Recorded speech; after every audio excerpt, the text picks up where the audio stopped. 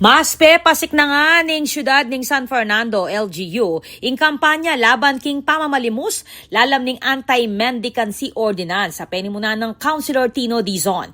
Agpang king LGU balabalaos ing rescue at outreach operations ning Task Force Anti-Mendicancy, karengmani munang dalan, commercial areas at aliwa pang public places.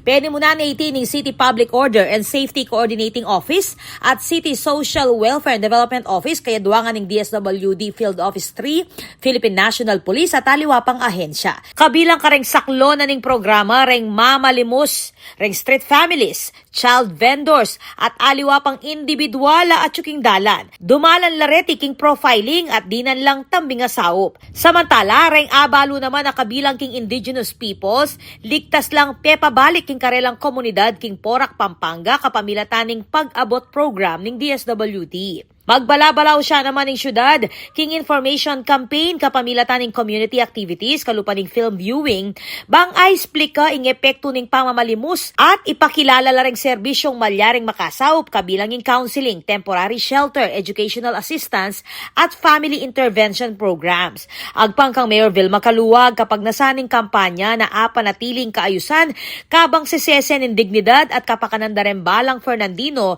kapamilatan ng makatao at makatuda serbisyo.